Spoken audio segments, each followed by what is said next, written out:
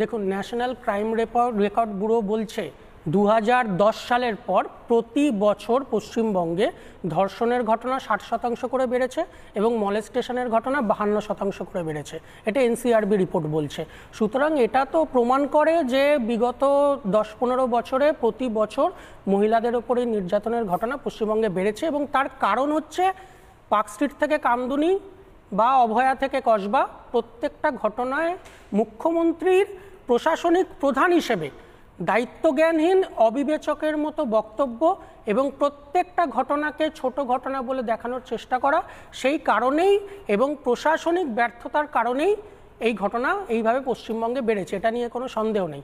আর আপনারা যেটা বারবার বলছিলেন যে কোনো ঘটনা ঘটলে কেন মুখ্যমন্ত্রী ছুটে যান না, এটা আমার মনে হয় এটা আমাদের রাজ্যে বলুন বা উত্তরপ্রদেশের উন্নাও হাতরাস বলুন, যখনই কোনো ঘটনা ঘটছে এই ধরনের বিগত বছরগুলোতে আমরা এটা লক্ষ্য করেছি, সেটা যে রাজ্যই হোক প্রশাসনিক প্রধানরা সঙ্গে সঙ্গে ছুটে যাচ্ছেন না, বেশ কিছুদিন পরে যান। আমার মনে হয় এর কারণটা হচ্ছে এই ধরনের ঘটনা ঘটলে তার পেছনে প্রশাসনিক ব্যর্থতা থাকে, এটা নিয়ে কোনো সন্দেহ নেই, এবং ব্যাপক একটা জনরস তৈরি হয়, সেটা নিয়ে কোনো সন্দেহ নেই। সুতরাং আমার মনে হয় প্রশাসনিক প্রধানরা ওই যে জনরোষটা, যে ক্ষোভটা, সেই ক্ষোভটাকে ফেস করতে ভয় পান বলে সেই কারণেই তারা যান না।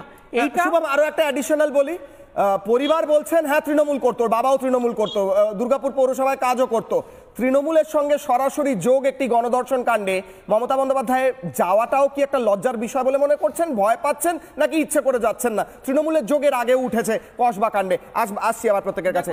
হ্যাঁ, তৃণমূলের সাথে যোগ থাকার সম্ভাবনা বেশি। তৃণমূল এখন শাসক দল, তারা ক্ষমতায়, তাদের সংগঠন সব থেকে বেশি, তারা অলিতে গলিতে, এখন প্রত্যেক গলিতেই আপনি 10 জন করে তৃণমূলের লোক পাবেন। এটা স্বাভাবিকভাবেই যারা শাসক দল হয় তাদের ক্ষেত্রে তাদের কর্মী সংখ্যাও বেশি হয় এবং এই ধরনের অপরাধমূলক কাজের ক্ষেত্রে শাসক দলের একটা সমর্থন আছে বা শাসক দল ঘনিষ্ঠ, এই উদাহরণগুলো পাওয়া যায়। এবার আমি বলছি তৃণমূলের ক্ষেত্রে যে ঘটনাটা ঘটছে সেটা হচ্ছে, দেখবেন সে তৃণমূলের হয়তো স্থানীয় স্তরের কর্মী, আবার এটাও আপনারা দেখতে পারেন যে কিছুদিনের মধ্যেই হয়তো তাকে বাঁচানোর জন্য তৃণমূলের কোনো নেতা বা তৃণমূলের কোনো মন্ত্রী তারা তাকে বাঁচাবার জন্য পাশে দাঁড়িয়ে গেল।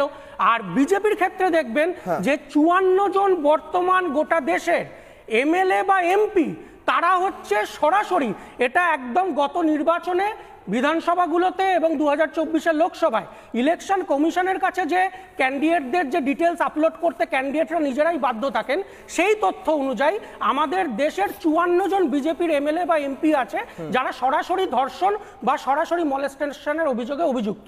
সুতরাং এই তৃণমূলের ক্ষেত্রে দেখবেন যে এরকম ঘটনা ঘটলে যে অভিযুক্ত তার পাশে তৃণমূলের নেতা মন্ত্রীরা দাঁড়িয়ে যাচ্ছে, আর বিজেপির ক্ষেত্রে দেখবেন সরাসরি বিজেপির মন্ত্রী এমপি তারাই ধর্ষণ করছে।